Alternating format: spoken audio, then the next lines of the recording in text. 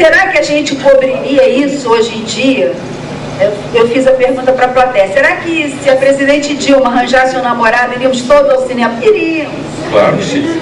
Iríamos, porque, né? Porque ela está sozinha há muito tempo, seria presidente, mulher. Então tem coisas, mas... E talvez não. Isso é que é o mais divertido do jornalismo. Essas discussões, elas são às vezes muito acaloradas e vão mudando com o tempo. Então vai ter coisas aqui no manual que de repente você vai pensar, mas por que a gente está discutindo isso? Já não é mais relevante. E quando a gente fala de jornalismo e você fala dessa questão da privacidade, esse talvez seja um dos temas mais complicados no que diz respeito à ética, né? Saber o que é privado, o que é público, principalmente de gente que é conhecida, de gente que é famosa, ou do meio político. Isso também é uma discussão que a gente coloca como linhas gerais, mas, de novo, é uma coisa que vai ser caso a caso. O que existe é o seguinte: qualquer figura pública na partida já abre mão de parte, pelo menos parte da sua privacidade, né? Então a questão é, qual é o limite, quando é que isso não é mais o desejo e a necessidade de informar e apenas a exposição, a invasão da privacidade alheia. Então no manual a gente junta alguns exemplos, né? Se um ministro, se um presidente fica doente, é claro que a gente tem que dar todas as informações. Ali está o destino da nação, as decisões que vão ser tomadas. Quantos reis loucos a história tem? Não pode repetir, né, a história com esse tipo de coisa. Se um jogador de futebol, tem um capítulo só sobre futebol, o jogador de futebol, porque o jogador, o próprio técnico diz, não me importa que ele vá para a balada, contanto que ele jogue. Mas se o cara estiver numa festança até as 5 da manhã, ele vai jogar bem? Não é possível, só se for uma máquina. Isso é notícia.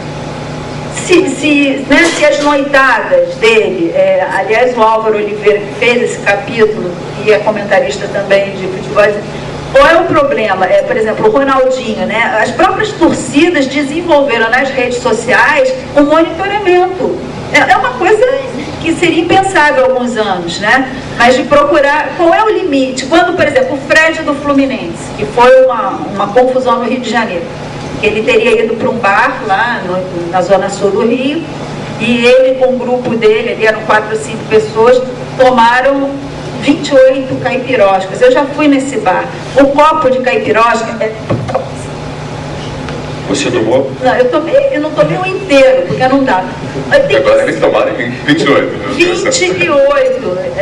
E aí deu uma confusão, porque torcedores seguiram. Qual é o limite? Até isso, quer dizer, passaram do ponto, jornalistas estavam envolvidos em incitar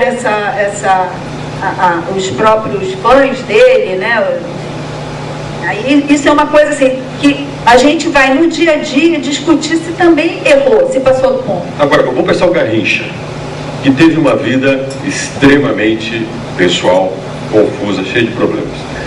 Se o Garrincha fosse jogador hoje e tivesse essa imprensa sobre a vida do Garrincha, como teve o Edmundo com o acidente, que ele acabou se envolvendo, e que até hoje a imagem dele foi marcada por isso, é marcada por isso. O Garrincha tinha jogado um bolão muito mais do que ele jogou. Porque ele não poderia ir para lugar nenhum, não poderia... Se o Garrincha jogasse, ele não morreria pobre. Seria o melhor dele que ele teria. Ele seria rico, como todos eles, né? Acho que... Pois e você falou bem, é o resultado de uma época. O jornalismo, nós não somos historiadores, né? A gente vai construindo, é a busca incessante do conhecimento. Mas ele é feito aos pedacinhos, né? Quando um crime acontece, o que a gente vai? A gente vai para a rua tentar apurar. Então, quem morreu, quem matou, por que matou, aí você tem a autoridade policial, você tem os advogados, você tem o curso das investigações. Essa história pode mudar muito, né? Quer dizer, o historiador vai entrar 10, 20 anos depois e vai olhar aquilo de uma outra forma. Mas a gente vai estar no calor daquela cobertura. E no que diz respeito ao esporte, embora especificamente o futebol seja muito paixão, ainda é paixão, né? Hoje ele é um negócio, né? A rentabilidade que o futebol proporciona e todos os demais esportes, então o jornalista tem que acompanhar também dessa forma, né? Isso é uma coisa super importante. Um craque hoje em dia, ele vive de contratos milionários. Ele empresta a imagem dele e coisas erradas que ele possa fazer também tem um impacto naquela marca que investiu muito nele. Então o jogo ele é muito mais complexo. Gilson, você falava sobre a questão da ancoragem, né, que é o desafio que a gente tem todos os dias, e apontava o fato de a gente ser, de certa forma, uma espécie de maestro. E comentava também que hoje a gente não fala tanto, a gente não pode, ou pelo menos a gente não deve, porque a gente representa mais pessoas, utilizar essa coisa do eu, né, porque fica muito personalista. Mas eu sempre penso no nosso trabalho como âncora, em especial no jornalismo que a gente faz em rádio, nessa coisa do ao vivo. Porque é sempre um desafio manter o ao vivo, e eu sei que você, por exemplo, já passou por alguns maus bocados de sufoco mesmo. Quando eu entrei na CBN, como âncora, nós estávamos acho que no primeiro mês como âncora, e houve a lei seca nos bares, estava começando a ser discutida em Maringá, e o Caraíos Bar, que era um bar próximo à Universidade Estadual de Maringá, tinha recebido da Justiça a imposição de fechar o bar. E nós ficamos sabendo do fechamento do bar antes do dono, exatamente no meu jornal. O Everton Barbosa, que inclusive era meu repórter na época, entramos em contato, entramos no ar com o dono do bar, e eu dando a notícia para ele de que a Justiça iria fechar o bar dele. Vocês imaginam como é que esse homem ficou? Quer dizer, ficou nervoso como se você fosse o cara da Justiça. No começo ele até se controlou. E a entrevista foi tomando um tempo imenso. E o meu mesa, né, que estava operando o áudio, o Anderson Pompeu, também estava começando na época na CBN. Ele trabalhava em rádio, mas na outra rádio do grupo, tinha entrado para trabalhar na mesa de som. E aquilo foi tomando uma proporção enorme. Quer dizer, o tema foi ficando muito importante, nós fomos deixando no ar e fomos mantendo a discussão no ar. Só que chegou uma hora em que ele se irritou com algumas perguntas que eu fui fazendo a ele, e ele virou e falou exatamente assim, quem estava lá, acho que você estava no estúdio, o Everton, que está por aqui, também estava, ele falou assim: você quem me ligou? Se foi você quem me ligou, agora você vai me ouvir. E ele começou a falar, eu perdi o controle da entrevista. Aí o Everton falou assim: bom, naquele momento eu me senti, e agora? E agora era, vamos derrubar essa entrevista. Mas nós estávamos naquela, derrubar ou não, o meu mesmo olhando para mim, mas nós vamos derrubar a entrevista, não derrubamos. Eis que entra o Cine Nakamura no estúdio, e fazia assim com o dedo. Aí nós cortamos, queremos a entrevista, e ele falou até o fim. Né? Deve ter ficado falando mais uma meia hora no telefone, pensando que estava no ar e não estava mais. Né? Esse momento que eu acho muito difícil com a entrevista ao vivo. Né? Porque em alguns momentos a gente pega algumas pedreiras em que você está no fio da navalha, né? O ao vivo é uma coisa muito complicada. Você pode fazer algo que você chega no final e fala: nossa, não imaginava que ia ficar nessa proporção. Vou falar outra experiência que aconteceu essa semana. Aí o senhor entrou para mim no estúdio e disse: Gilson, a gente tem uma entrevista para a gente fazer à tarde. Uma entrevista sobre responsabilidade ambiental com um contador. Tá. Um contador, você já imagina o que você espera. E ele vem ao estúdio da CBN. Entra o contador. Eu se vai até estar rindo, porque ela riu junto comigo depois. Um japonês de óculos, cabelo branco, uma pastinha embaixo do braço. Eu disse: meu Deus do céu, essa entrevista vai ser terrível. E ele sentou junto com mais duas pessoas, os dois entraram e saíram calados do estúdio. Eles sentaram na minha frente e ficaram. E o japonês sentou na minha frente e ficou. Eu falei: como é que eu vou começar essa discussão? Aí eu fiz uma introdução sobre a responsabilidade ambiental e social das empresas, que haveria uma palestra aquele dia, o tema era muito interessante, e passei o microfone desacreditadíssimo para o entrevistado. O japonês deu um show. Ao ponto em que eu tenho o programa Opinião na Multi TV, e eu ficava olhando para o japonês, só que ele terminou de responder uma pergunta minha, eu tive que acordar, e tanto que fiz uma pergunta, ele foi indo comigo, com uma clareza de um assunto técnico, com a capacidade de perceber que em algum momento ele estava sendo técnico demais, ele ia lá e esclarecia. Aí o Ciro entrou no estúdio e falou assim: Gilson, não dava nada por esse japonês. Fiquei até com dó de você.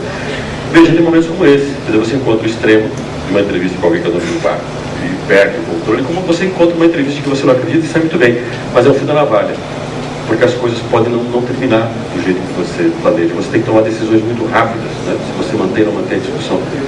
Mas é uma arte. Aí eu acho que é difícil você manter um padrão. E tanto é verdade, né? Esse estranhamento que a gente tem no estúdio, às vezes com as pessoas que chegam, que a gente não combina, não tem nem sempre controle Eu lembro que certa vez a gente, não foi comigo, foi com um outro colega, mas ele foi fazer entrevista com o prefeito da região e colocou o prefeito na cidade, fez uma pergunta e ele falou 7 minutos e meio, assim, seguido. Né? Então imagina uma exposição de 7 minutos e meio. A gente, geralmente uma entrevista dá isso, né, ao vivo, no dia a dia do jornal. A gente não passa muito disso. Eu recordo de uma outra situação em que eu estava num programa de saúde, apresentando, batendo um papo com um profissional da cidade, e faltando cerca de 15, 20 minutos para acabar a entrevista, porque aí era um programa especial, né, vai das 10 às 11 da manhã, o entrevistado começou a passar mal, e aí parou no meio da fala, assim, e daí, né? E aí eu comecei a tentar explicar o que a gente estava discutindo, aí ele pediu água, aí a gente foi para o intervalo, ele tentou se recompor, e a gente tentou novamente, né, voltar com a entrevista, e não foi possível, porque ele novamente passou mal, né, teve dificuldade para continuar. Então são coisas que acontecem no dia a dia, a gente precisa estar com esse fôlego para poder dar conta de manter o jornal no ar. E essa coisa contar uma historinha que aconteceu no Rio com um repórter que hoje é chefe de reportagem do site, que é o Júlio Lubian, que fez inclusive o capítulo sobre o site. Em 2007 ele era repórter, ele foi fazer uma matéria que era uma matéria protocolar. Era o ministro das cidades, mais o governador Sérgio Cabral, ia ter a revitalização de um trechinho de trem no Rio de Janeiro, no centro, mas que passava perto de uma favela. Então, esse trechinho, eles tinham um negócio assim de 2, 3 quilômetros. Eles tinham feito um muro justamente para as pessoas que tinham construído casebres à margem da linha férrea, não mais fazerem as casinhas ali, numa área de risco. E aí passaram com um trenzinho, fizeram uma viagenzinha inaugural com um novo trecho revitalizado. E aí quando passaram no meio da favela, começou um tiroteio, todo mundo se jogou no chão do trem. Então o repórter que ia fazer uma matéria, que era uma matéria até boba, não era matéria do dia. Ele na mesma hora ligou, ainda estava no programa local, aí a produtora, todo mundo que conhece o estúdio vai dizer, tá no bloco local, você não pode entrar. Ele disse, não, eu vou entrar, porque está tendo um tiroteio aqui. E aí derrubaram o bloco local. Então, em um tempo real, ele entrou com o barulho dos tiros, dizendo que está tendo tiroteio na viagem inaugural. Imagina, o ministro da cidade jogado no chão, o governador apavorado. Aí o melhor foi o seguinte, aí foi. E aí resolveram voltar para o mesmo caminho. E aí tomaram mais tiro. E aí a segurança do governador começou a revidar. Aí era barulho, e ele conseguiu gravar e entrou no ar. Então aquilo que era uma matéria que não tinha importância, acabou sendo a matéria que não só ganhou todo o espaço nobre da rádio, os telejornais à noite e os jornais do dia seguinte. Tem coisa melhor que o rádio? Eu acho que no jornalismo um desafio para todos nós é a relação com as fontes. Né? Eu sempre converso com os acadêmicos, com os colegas, né, que a relação com as fontes ela precisa ser amistosa, respeitosa, mas ao mesmo tempo ela não pode ter um comprometimento, né? A gente tem que manter aquele olhar com um certo distanciamento, uma certa distância, para que a gente não comece a ser influenciado por essas fontes, para que determinadas notícias sejam colocadas no ar, quando na verdade não é nem interesse do público. Esse é uma dificuldade para todos nós. Né? E é um aprendizado, porque principalmente quando você tem repórteres jovens que estão começando, sempre tem alguém querendo plantar uma notícia. Né? Isso no mundo esportivo, na política, chega do lado, não, tem uma história ótima.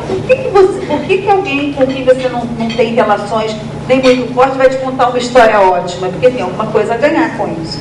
Né? Então, é sempre bom estar desconfiando. O Evandro Carlos de Andrade, com quem eu trabalhei no Globo, antes dele ir para a TV Globo, ele sempre dizia assim, quando alguém vinha com uma história muito maravilhosa, ele assim, bom demais para ser verdade. Duvido. E quase sempre ele estava certo, porque tinha algum interesse por trás de emplacar uma determinada versão dos fatos. E é aquilo que a gente já falou, né? A nossa profissão é de uma busca do conhecimento. E para chegar ao conhecimento, você tem que fugir dessas armadilhas. Quando eu recebi, eu tinha uma agenda que tinham 25 pessoas. Quantas pessoas tem na sua agenda? Sim, mas eu só cuido de gente, eu passo o dia cuidando de gente, devia ter uma professora. Mas a sua, Gilson, eu sei que deixa de ter não tem muita gente, não. Hoje eu tenho mais de 1.200 fontes. Culpa, né, de quando eu cheguei, o Bugarelli tem mais que eu. O Bugarelli, que é um jornalista, falou assim, muito tempo, me disseram assim, que a alma de um jornalista é a agenda dele. Não é verdade? Essas fontes, elas precisam ser selecionadas. Até que ponto? Tem que ser selecionadas. Mas como é que a gente organiza uma agenda para que ela não te vicie? Olha, eu acho que é uma relação de confiança. Como é que você vai dar um furo, alguma coisa que tem um impacto enorme, por exemplo, uma queda de ministro? Só você sabe daquilo porque alguém te deu aquela informação. Você tem que estar muito cacifado. Aquela pessoa não pode te deixar na mão. Né? Isso é uma construção de anos. Isso não acontece porque você chegou em Brasília, começou a cobrir o Congresso e aí isso vai cair de mão beijada no seu colo. Por que eu sou da sua cara? Não tem isso. Em Brasília... Mas ó, vou te dizer, só tem editor mesmo em São Paulo. Mesmo no Rio, todo mundo é multifuncional. Eu acho que isso não. O importante é que mesmo numa estrutura enxuta, a gente busque fazer a melhor matéria, ouvindo as fontes. Você não precisa ter um editor para fazer a cabeça, porque o repórter vai fazer isso, né? Às vezes o que acontece é que quando você tem uma redação muito grande, com muitos assuntos, você tem uma substituição num grande caso policial, ou numa grande catástrofe. Os repórteres vão se sucedendo ali, porque, veja, trabalham 8, 10 horas, são rendidos por outro. Você precisa ter uma força, né, atrás que faça a parte da cozinha. Mas isso não é um número de pessoas que vai determinar se o jornalismo é bom ou não. É um empenho para buscar aquele conhecimento que a gente estava falando. Então não precisa de editor, não fique preocupado. Eu vou dizer funcional, acho que fica claro, inclusive nesse papel que o repórter hoje passa a ter, de ir lá fotografar, fazer o vídeo, colocar na internet. Então, não dá para pensar mais o repórter só como aquele cara que conversa com a fonte e traz a matéria.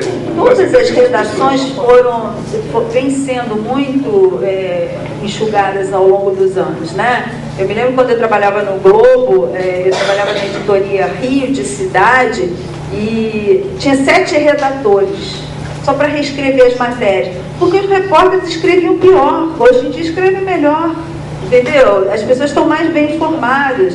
Outro dia a gente estava numa mesa, num almoço, lembrando, aí tinha, no Globo mesmo, no final dos anos 80, quando eu fui trabalhar lá, começo dos anos 90, tinha o setorista de cemitério, ia só para pegar quem morreu nos 3 principais cemitérios, etc. e tal.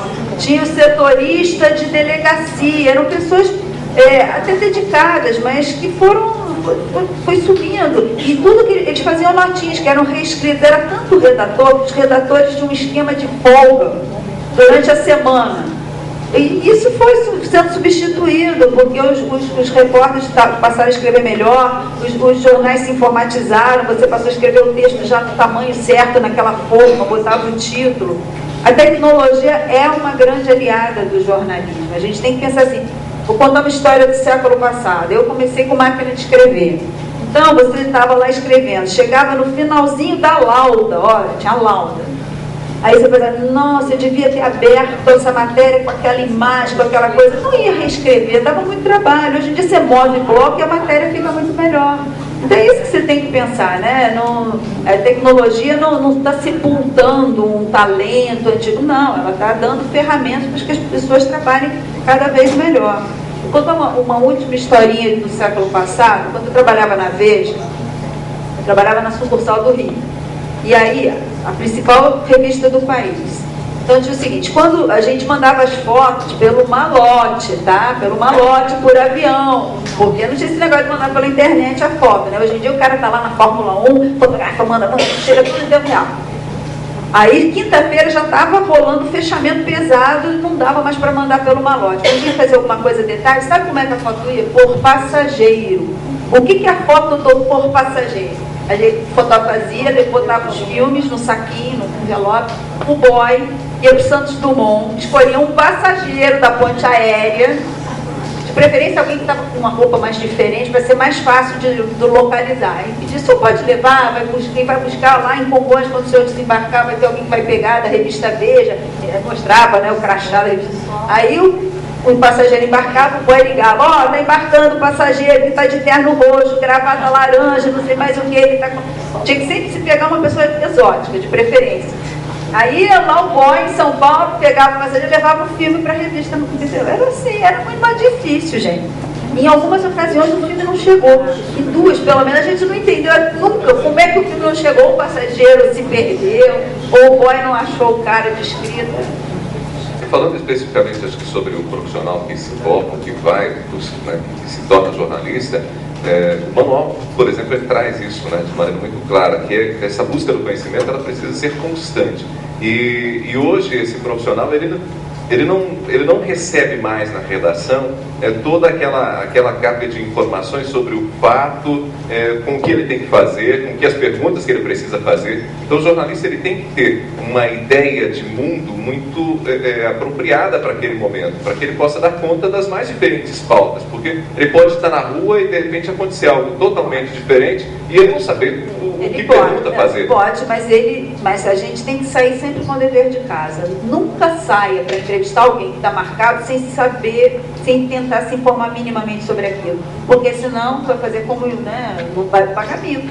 Porque não tem nada melhor para ganhar um entrevistado, principalmente se é alguma coisa que vai demandar mais tempo, se você já for lá sabendo muitas coisas. Você vai fazer a pergunta que o cara, que não está no script, naquele script banal, que é a pergunta básica, que todo mundo faz para ele a mesma pergunta.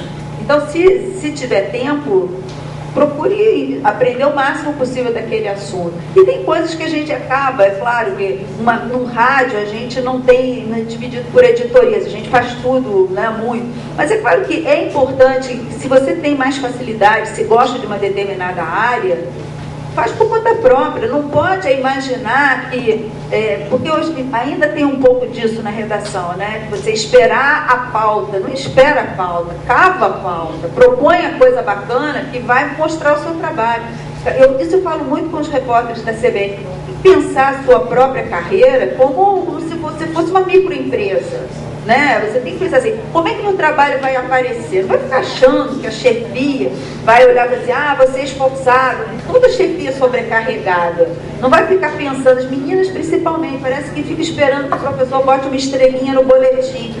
Eu sempre chego na hora. Não, tem que brigar, tem que mostrar coisas, tem que apresentar ideias novas. Só quero fazer uma série sobre isso. Tem que ser chato, sabe? Esse negócio de eu sou todo mundo. Agora, chefe nunca presta atenção em todo mundo. Tem que pensar nisso. Porque fica o meu chefe nem viu meu trabalho. Claro, ele está resolvendo 20 coisas. Ou você levanta o braço, ou não vai passar de ensaio, não tem jeito. Levanta o braço. Eu vou contar uma historinha boa que um fotógrafo me contou. E era o seguinte, era fotógrafa do Globo, estava num túnel no Rio de Janeiro, tinha um negócio, botaram fogo no pneu, na saída e tal, não sei mais o quê. Aí, o que o destino cidadão faz? Óbvio, sai correndo, larga o carro. O que o jornalista faz?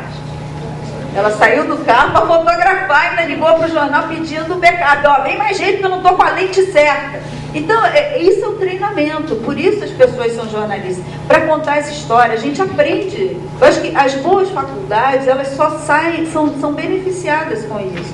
Porque se você é capaz de treinar o profissional para contar essa história, buscar a pluralidade e ser capaz de fazer essa busca do conhecimento, ele tem um treinamento diferente do cidadão, que vai só dizer, meu Deus, um buraco, aquele coisa de trânsito, né? O cara que está preso no engarrafamento, ele diz assim, nossa, então engarrafamento enorme, mas ali é engarrafamento que dura 5 minutos. Se você estiver fazendo uma cobertura de helicóptero, você vai ver que aquilo ali não é importante.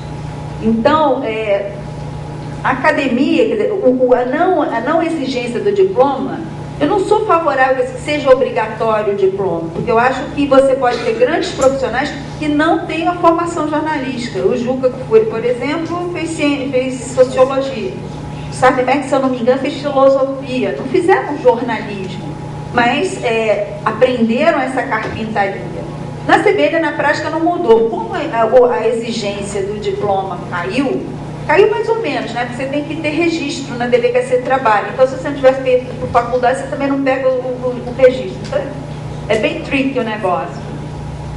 Mas nas nossas provas de estágio, a gente abre para todos. Mas no final da dinâmica, só sobram estudantes de jornalismo. Porque você tem que aprender uma forma de fazer aquilo, né? Senão você tende, vai fazer com uma abordagem, com uma pegada que não vai atender à exigência do público. Então, acho que na prática, as boas faculdades serão privilegiadas. Pode ser, num primeiro momento, gente que vai se desestimular porque, já que não é obrigatório, mas era gente que também não iria até o fim. Porque, gente, aqui, essa profissão a gente trabalha dessa, viu? Não sei o que vocês estão pensando. Não é para ficar rico, tá? Talvez em busca de fama e glória, porque trabalha no Natal, trabalha no Ano Novo. Gente, eu gostaria de agradecer a presença de todos vocês, da Marisa Tavares, do Gil, toda a equipe de membros, acadêmicos, jornalistas. Obrigado. Palmas de bênção para vocês. Marisa, como que foi esse bate-papo, esse encontro? Qual que é a sua avaliação desse encontro hoje para o lançamento do livro, do Manual de Redação da CBN? Foi muito produtivo, uma plateia calorosa e interessada, né? Composta de estudantes, profissionais e também ouvintes, ou seja, todo mundo querendo entender os bastidores de como se trabalha numa rádio que só faz notícia. E foi uma conversa do mais alto nível, com muita troca de experiência. Ronaldo, hoje foi feito o lançamento do Manual de Redação e Jornalismo da CBN. A CBN Maringá, ela fez 13 anos, ela já está há 20 anos no Brasil. Como que foi esse bate-papo e o que você espera daqui para frente com essa orientação, com esse compromisso com o ouvinte, como a Marisa Tavares falou? Bom, primeiro a respeito do bate-papo, eu achei assim, muito característico da CBN, né? Do jeito que a gente faz CBN, que é aquela ideia que você consegue pensar antes como que é uma proposta e aos poucos ela vai ganhando novos rumos. Foi isso que acabou acontecendo mesmo.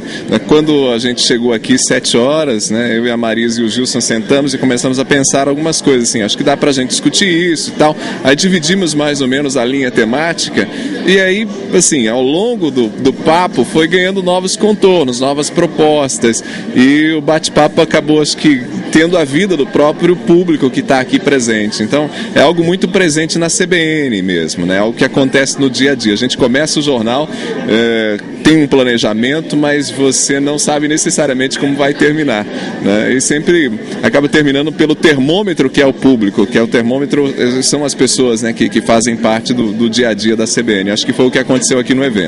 Agora, a respeito do manual, eu acho que ele é um norte, né? Uma espécie de bússola, de referência, que nos ajuda a pensar melhor o nosso dia a dia, a evitar alguns erros. Como a Marisa falou ao longo do evento, não é algo fechado, né? Não é algo fechado, é algo que certamente vai ter mudanças amanhã, que a gente vai tentar discutir na realidade local, mas ele permite que a gente saiba o que a CBN pensa de jornalismo e nessa relação com fontes, com o público e com essa plataforma maior hoje que engloba tudo que a tecnologia possibilita.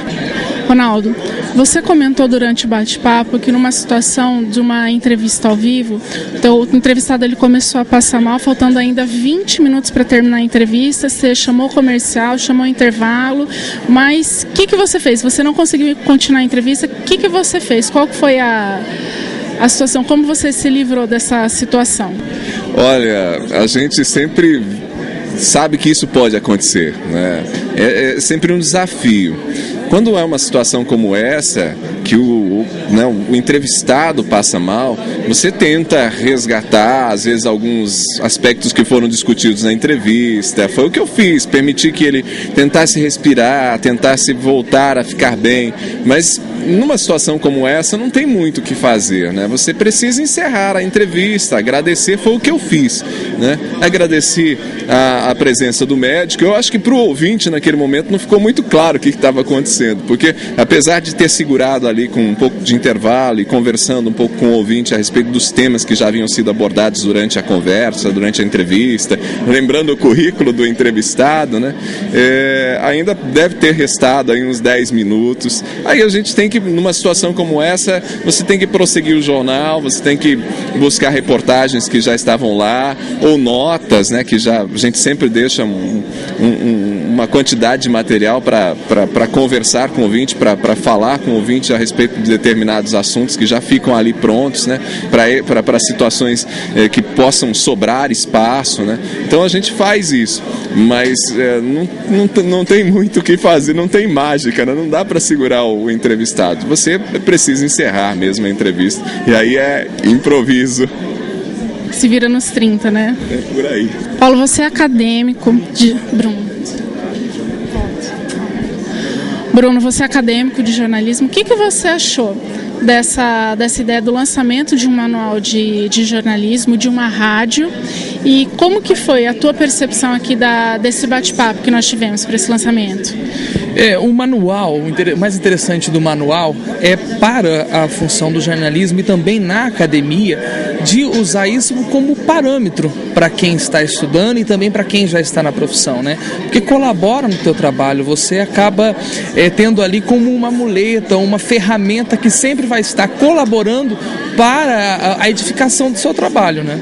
Então o manual, acho que diante a todo esse bate-papo aqui, tem a noção de que ajuda no trabalho do jornalista, principalmente.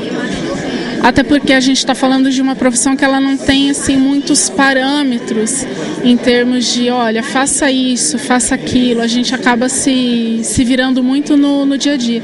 E quando traz algum assim, manual, tem então esse agora da CBN, tem um mais famoso também que é o manual de redação da Folha de São Paulo, a gente acaba trazendo como um norte, né, do que vai sendo feito. Nós lidamos com o cotidiano, né? Lidamos com o dia a dia, né? E eu dando uma olhadela aqui já no manual e pude ver assim que muitas vezes, alguns momentos que você não tem noção como reagir àquilo, o manual vai colaborar para que você possa falar, olha, nesse momento eu vou agir de tal forma, e é como eles me recomendam que eu aja.